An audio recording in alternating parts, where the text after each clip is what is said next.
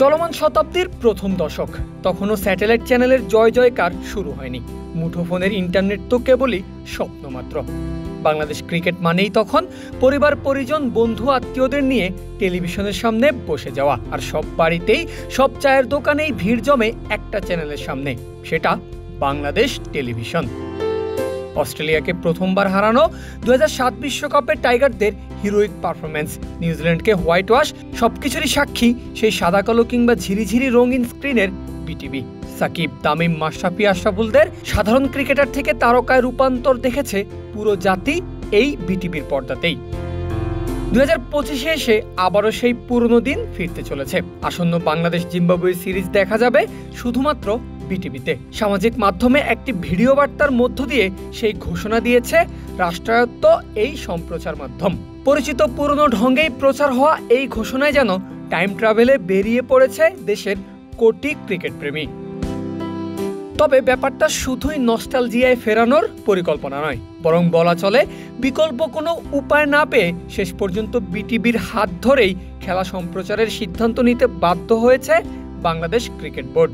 BCB অনেক চেষ্টা করেও এই সিরিজটির জন্য কোনো সম্প্রচার সত্ত্ব পার্টনার খুঁজে পায়নি। নিশ্চিন্তে খান স্বাস্থ্যকর অল টাইম পান, all time healthy life. 19 March একটি ওপেন টেন্ডারের মাধ্যমে এক্সপ্রেশন অব ইন্টারেস্ট ও আর্থিক প্রস্তাবনার আহ্বান করলেও 7 এপ্রিল পর্যন্ত কোনো বিড জমা পড়েনি। সময় কম থাকায় এবং অন্য কোনো বিকল্প না থাকায় বিসিবি শেষ পর্যন্ত দেশজুড়ে ক্রিকেট প্রেমীদের কাছে খেলা পৌঁছে দিতে ভরসা রেখেছে রাষ্ট্রায়ত্ত সম্প্রচার মাধ্যম বিটিভির ওপরই।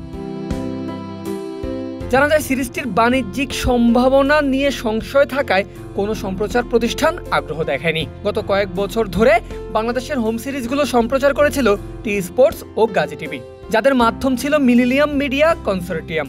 তবে গত অক্টোবরে দক্ষিণ আফ্রিকার বিপক্ষে সিরিজের পর সেই চুক্তির মেয়াদ শেষ হয়ে যায়।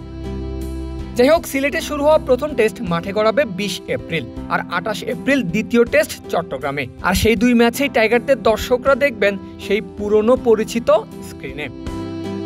টিকিটের দামেও যেন সেই পুরনো আমেজটাই ধরে রেখেছে বিসিবি। খেলা দেখার টিকিটের মূল্য শুরু হবে মাত্র 50 টাকা থেকে। বিসিবি জানিয়েছে, সিলেটের শহীদ তুবার স্ট্যান্ড, ইস্টার্ন গ্যালারির 3 নম্বর গেট ও গ্রিন হিল এরিয়ায় বসে খেলা দেখা যাবে সর্বনিম্ন 50 টাকায়। সর্বোচ্চ 500 টাকা টিকিটের দাম ধরা হয়েছে গ্র্যান্ড স্ট্যান্ডের। এছাড়াও ক্লাব হাউসে 250, ইস্টার্ন গ্যালারির 2 নম্বর গেটের টিকিট পাওয়া যাবে 150 টাকায়। সব মিলিয়ে মাঠে বসে খেলা দেখা কিংবা টিভির পর্দায় চোখ রেখে পরিবারের সঙ্গে রোমাঞ্চ ভাগ করে নেওয়া, সব মিলিয়ে বাংলাদেশ ক্রিকেটের দর্শকদের কাছে হয়তো আবারও ফিরছে সেই হারিয়ে যাওয়া সময়। পারভেজ আল হাসান, ক্রিক ফ্রেন্জি।